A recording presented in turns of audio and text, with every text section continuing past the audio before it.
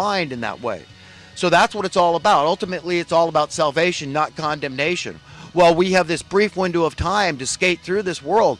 We got to decide who we really want to be deep down in the marrow of our heart and our soul, our spirit, our mind. Our true essence, okay, is invisible. Instead of who we believe we superficially want to be, some macho dude, that just wants to, kick everybody's butt, to be pugnacious and argumentative, combative just because, it's a vent. And it is a vent. It is a way to release stress, is that people, they vent. And I believe in venting, but, I believe in doing it with divine tact whenever possible. Does that mean that I always exercise divine tact when I'm talking about stuff? No, not in any way, because I'm fallible and I fall short of the glory of God. I am weak. God knows I'm weak and I'm needy. And, and one thing I've got to just know is deep down inside what my will is for every last man on earth. And if anybody read from the book of James, like I talked about last week, where he talks about the power of the tongue and the power of words and what a small spark sets such a huge forest fire aflame, and the power therein. And this idea that, we've got to ask ourselves, do bitter and fresh water come from the same stream? And that stream is our heart and our soul, our spirit, our mind. It's us. It's who we are. It defines us. And so we can say, well, sometimes it is bitter, which is true. But you see, God is always consistent. So when it comes to the fury of God being meted out, okay, it's much different from the way we think of. Okay, because the righteous of men is as filthy rags to the Lord. So there's no room for any self-righteousness at all. It's all about his righteousness and what his will is, and letting his fury be represented properly and reflected and poured out through us tactfully, with divine tact, in the way he wants. Not through condemnation, but telling people repent or perish. Because I don't want to confine anybody. I don't want to hurt anybody. But you people are asking for it. You're going down. You cannot be free to menace the earth population perpetually. It's not going to happen. Good will prevail, and not all the combined force of darkness are going to prevail against the hand of God. Okay, it's not going to happen. But they're going to try and try and try, because it's just a fight to the finish. They've decided it. I mean, it's not your fault or my fault, but if God wants somebody dead, he can make them dead. Read the story of Ananias and Sapphira. It's called supernatural power. And if he wants anybody dead, he can make them dead. So we don't need capital punishment. Sometimes you do have to confine people, I admit. To what, though? You want them to what? See the light. To drive the demons out. That's why it suggests ethics rehabilitation centers. Okay, where people can get the help they need. That's going to be terribly painful. People that have been stealing the wealth of our nation. Did you hear about the golden parachute for this Wells Fargo clown? This guy that they say, well, he's behind it all. He's the kingpin of these scams of stealing people's money right out in plain view, basically. For this stuff to come to the surface like this, these people thought they could get away with it in front of everybody. This is what's happened. The man of lawlessness is being revealed. But this guy got some, I forget, $137 million or something as a golden parachute. Oh, this is the kind of mentality. And then we wonder where the lawlessness, I mean, we're going to be outraged at $15 an hour minimum wage when we're allowing this to happen. And then we're going to ask who to point the finger at. Who's stealing the wealth of our nation? Will the real welfare recipient stand up? Who do you think pays that $137 million? We do. Everybody does. It's just like advertising. Everybody pays it in jacked up prices. So you're paying for it when this guy can go out there and pay anything he wants for all the services and commodities he gets. You don't think that drives up your cost for services and commodities? Of course it does. You want this guy to be a penny pincher above all. Take all his dough. At least take all his dough. Maybe keep a little of his stuff. Maybe keep his house or something. I don't know. But it was ill-gotten gain anyhow. You do him a favor to take all his stuff. But how can we wonder how our society is decaying, decomposing right in front of our eyes, this decadence that has overtaken us. And then we're all acting like it's, this is the most horrible thing since, genocide, the Holocaust or something. Donald Trump using the P word in a stupid, vulgar, off-record way, locker room talk with this Billy Bush clown, okay, who should be in jail. At least this guy should get his pantsuit off And then, and because California is a two-party consent state. Look it up, folks. This was a felony. NBC is part and parcel and complicit in conspiring, colluding in a felony. Sue their pants off, okay? WikiLeaks, on the other hand, is bipartisan. This guy was exposing Bush crimes too. Okay, so to say that he's picking on the Democrats is not fair. This Julian Assange character, that's not the case. Okay, but another thing I want to say about the words. I mean, the stupidity sometimes. Listen. When I was a child, I lived in England. My dad was adventurous, and when I was 8 years old, my house burned down in Santa Cruz, and he said, you're sick and tired of the country with the assassination of JFK. Martin Luther King Jr., it had happened at that time, but he was just fed up with the direction of the country. He believed there was a coup d'etat, and there likely was a coup d'etat. But he thought it was the Republicans, which I don't. I believe it was the Federal Reserve Bank, who are completely bipartisan. Ask these people. And the most powerful office in the nation. It's not the POTUS. It's the Federal Reserve, okay? So he was sick and tired. He wanted to move the family out at that point. He had a few bucks, I guess, from the sale of the house or the, insurance money. And so we got out of the country. We lived in the Virgin Islands. He wanted to live in the United States Virgin Islands. We went there. And it's, predominantly it's black people there, and he didn't mind that, but he sensed this racism, which my dad was not going to have any part of, since he was in no way, shape, or form a racist. So, and my dad had integrity. I can never forget him arguing with the cashier, who believed there was 5 quarters in a dollar, and he was giving my dad too much change back. And my dad, he kept trying to correct the guy, but the guy had pride, self-pride, and he refused it. Because he could not be the ignorant one here. But anyhow, we stayed in a motel there. My memories are really cool. Right over at St. Thomas, Virgin Islands, and, the smell of the rotting conch shells or whatever the hell I was smelling, are seared into my memory. So whenever I smell of any smell that smells faintly like that, I remember that. But anyhow, I'm digressing, I know, but he decided not to live, so he moved the family to England. And I lived on the Isle of Wight in the town of Ryde. And I went to school there, 9 years old, that age range.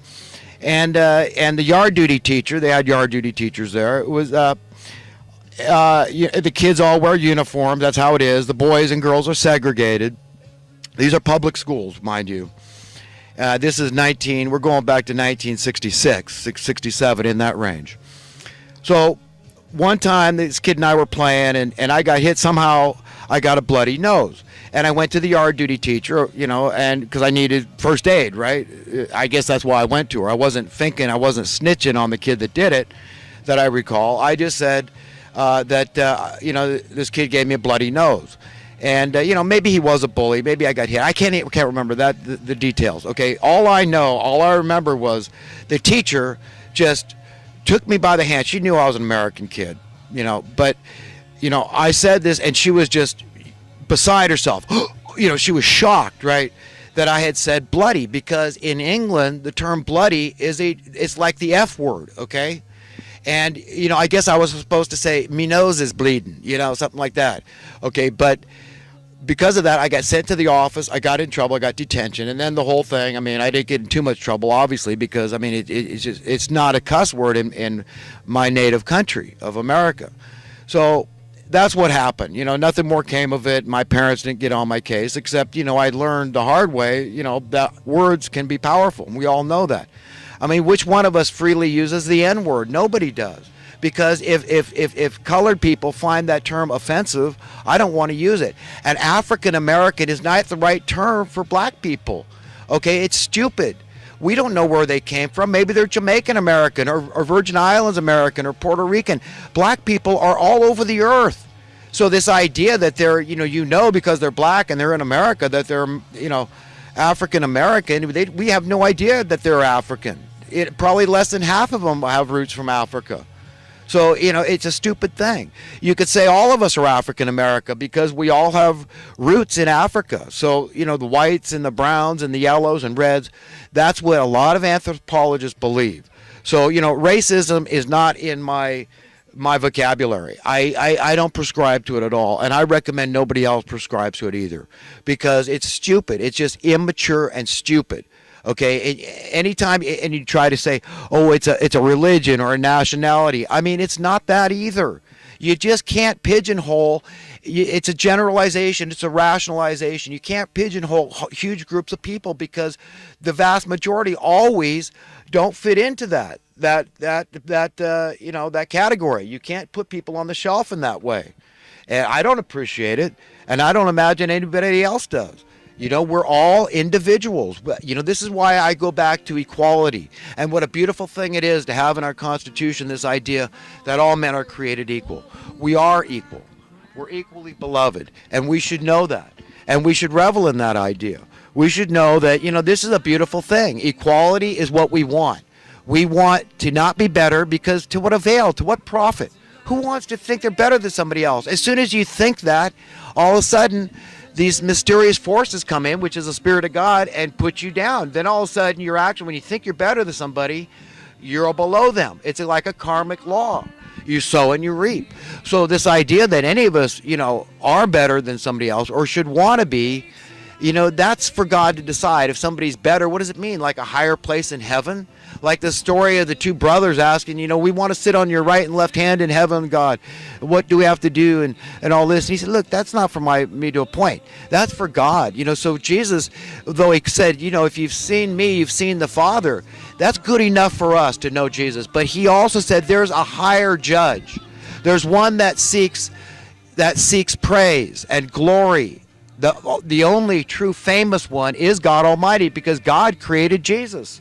God created the angels. God created the universe. God created the galaxies and the solar systems.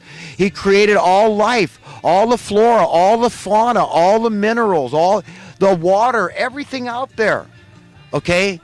It's all from this mysterious force we call God, the Almighty Creator God. And referring to God as our parents, I think, is apt. It is like our parents, our owner. Okay, and we're in his image and likeness, male and female. This is why women crave men so much. This is why men crave women. It's a very natural state to be united.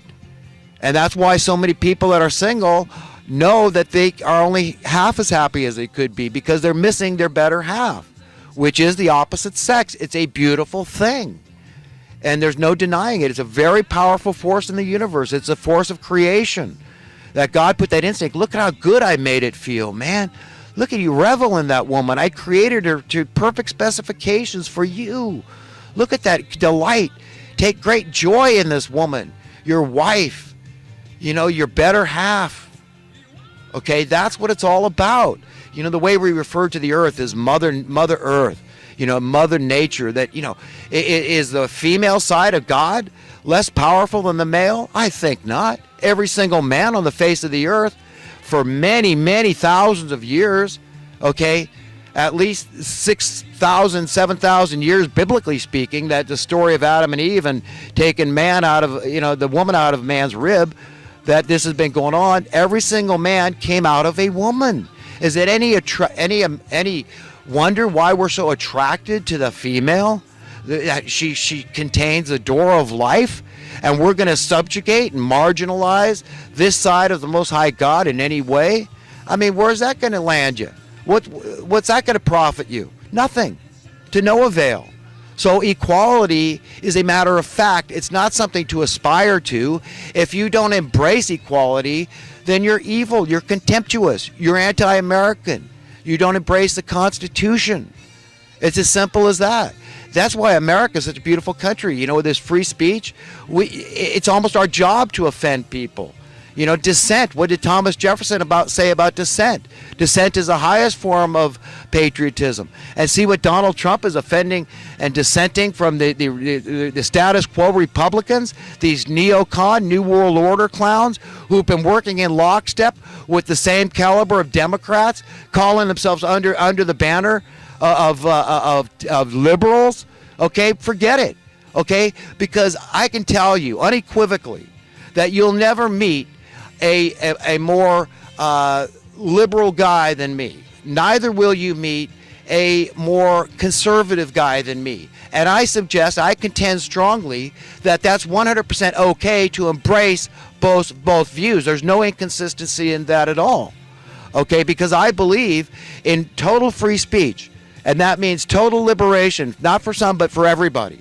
That also means I believe in law and order, and that we need rules and regulations for a good